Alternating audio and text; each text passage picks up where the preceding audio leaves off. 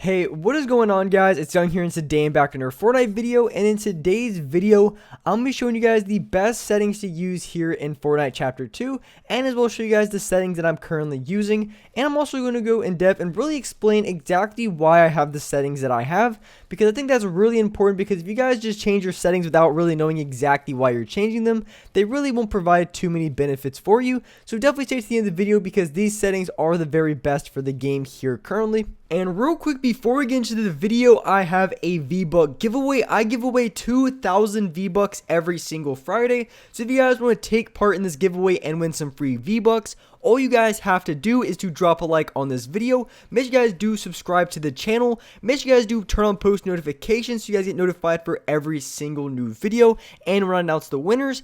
And lastly, leave a comment down below of either your Xbox gamer tag, your PSN gamer tag, or Epic account, and you guys will be automatically entered into the next giveaway. And lastly, make sure you guys do support me in the item shop. All you guys have to do is go down to the bottom right, click on support a creator, type in creator code YoungHumor, and you guys will have me added and supported as a creator in the item shop. And alright guys, let's get to the video. Alright, so in this video, I want to show you guys all of the settings that I have and exactly what settings you guys should change. And specifically, I'm going to show you guys the couple of changes that I made to my sensitivity settings that made all the difference I think you guys should change as well.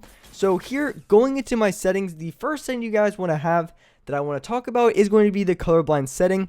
Now, basically, the best way to have the best colors in the game is going to be changing your monitor settings or your TV settings. That is going to be the best way to change colors. But if you guys don't have any of those settings, I would recommend putting on this colorblind and turning it up to like maybe a 7 to 10.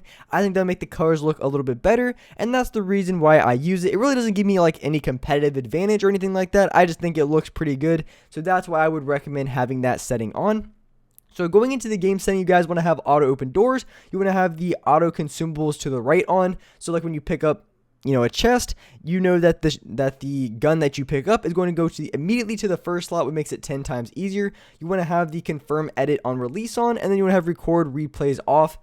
And I know a ton of you guys asked me if I play with the confirm edit on release on. I do play with it on. I think it's just slightly faster if you have it off. Like if you have the double edit binds, I think it's just slightly faster, but it's not that fast to the point where I feel like it's necessary. So I do recommend having this setting on. It makes it 10 times easier. So when you're going for an edit, it confirms right away, even though I think it's just slightly faster with it off. So going into the sensitivity settings that I have and that I changed, I do play on a 44%, a 43%, with a 2.6 for my building and editing. Now, when it comes to the sensitivity that I changed, so I moved my X and Y sensitivity to a 44 and a 43%. Now, the reason why I play on a slightly higher X sensitivity is going to give me a little bit of a boost when it comes to my flick shots when I'm flicking over to the left or right, and at the same time, if I need to turn around in a box fight, I'm able to do so more effectively.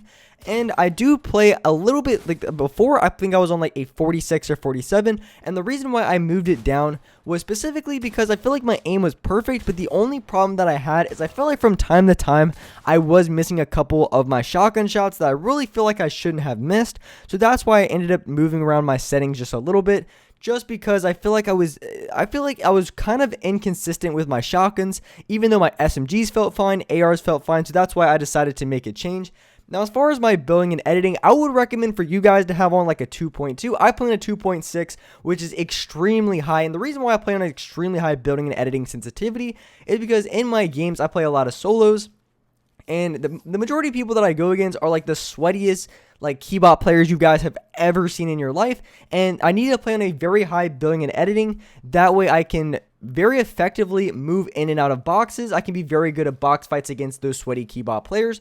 I'm able to build, edit, and also reset very fast. So that's why I play on the sensitivity that I do. For you guys, like I said, I would recommend about a 2.2, maybe just slightly lower depending on your preferences.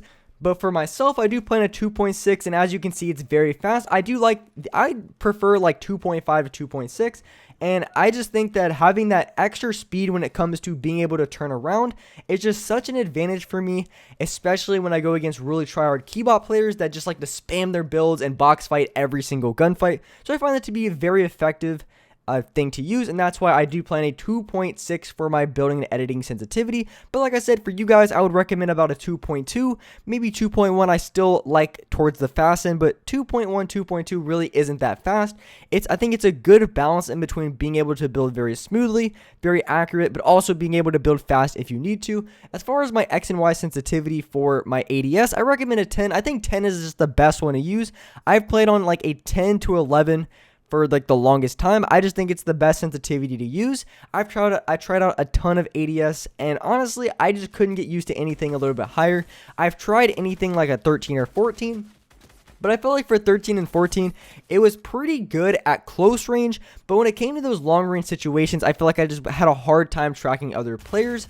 And if I did play on something like maybe an 8, I felt like it was just too low. I was just not fast enough when it came to tracking players if they were like moving quick across my screen. So I feel like 8 and 9 was just slightly too low, and then I found out that like 13 and 14 just felt slightly too high. So I would recommend anything in the ranges of like 10 to 12. I really like that sensitivity a lot. I found that to be the very best. I preferred a 10%, but I think an 11 or maybe even a 12% can be a really good suggestion and a really good sensitivity to use, and that's what I would recommend for you guys to have for your ADS sensitivity. Now, currently, I don't play with any look damping time on, but I think this is a really good setting to have on if you guys feel like you're just missing your shots when it comes to, say, tracking players from long ranges. I would recommend having this setting on. I think it could give you a very good boost in that range, but I feel like my aim is pretty good as it is, so I don't play with it on currently. I do play with 11% and 11% dead zone. I was playing on a 10 for my look stick, but I moved it up a point just because I was having a little bit of stick drift, and that's what you guys want to do as well. If you're ever having like stick drift problems, then you want to raise your dead zones. That's really the only fix you can have, other than like maybe taking your entire controller apart. But you just always want to raise your dead zones if you are having a little bit of stick drift, and it's going to be a really good help for you guys to have on. And then you want to have no foot controller, obviously, because it adds input delay. I know a lot of people back in the day used to recommend this setting, but after trying it out for a little bit, it definitely adds input delay, and it's just not a setting that you particularly want to have on very often. So those are going to be the sensitivities that I have and that I would recommend. The couple changes that I made were specifically for my building and editing, and then my X and Y sensitivity. Now I wanted to lower my X and Y just because I feel like I was pretty inaccurate with my shotgun, and that's what I would recommend for you guys as well. If you ever have problems aiming at close ranges, I would recommend to lower your sensitivity a little bit. And for me, I have a little bit slightly higher X sensitivity than Y, and that's just a personal preference. You guys don't have to have that as well. If you guys like a 44% and a 44%, then by all means definitely use it by playing a 44 and a 43. And I found this to be a very comfortable, very easy sensitivity to aim with. I don't have many problems with overcorrecting on my shotgun shots. I feel like I'm very quick when it comes to my building and editing just because of the high editing and building sensitivity that I have. So that's pretty much been the trend for all the sensitivities that I like, is I would have a low X and Y sensitivity for aiming, so it's very accurate and very controlled for my shotgun shots and SMG. And then I would have a I have a pretty high building and editing sensitivity. So when it came to build fights, when it came to going for quick edits, I was able to do so very quickly and also very efficiently against other players. And I've definitely improved my box fighting capabilities tenfold by playing on a very high building and editing sensitivity. So like I said, those are all the senses that I changed, and these are all the settings I would recommend that I think are very good. And in this video, I didn't show my binds because I do play with 4 paddles, and I know the majority of you players play with non-paddle and non-claw. So up in the top right of the screen, I'm gonna have a little card you can click on if you guys want to see the best binds to use if you guys play non-paddle and non-claw. Definitely hit that little card up in the top right. You guys will see the best binds to use for non-paddle and non-claw, because I know the majority of players who are probably watching this video are going to be playing on non-paddle and non-claw, are not going to have like 4 paddles like myself. So definitely click on that if you guys are looking for some very good binds to try out, or just some new binds to maybe take a look at that you think might improve your game. So definitely click on that if you guys are needing some new binds to try out. And with that being said, that's wrap up for this video. If you guys enjoyed this video, if you guys liked it, make sure you guys do drop a like. Make sure you guys do subscribe to the channel if you guys are new. Make sure you guys do hit that notification bell, because I do live stream every single day here on this channel at 6 o'clock Eastern Standard Time. So make sure you guys do hit that notification bell so you guys will get notified for every single new live stream. And with that being said, I appreciate you guys watching the video, and alright guys, I'll see you next video.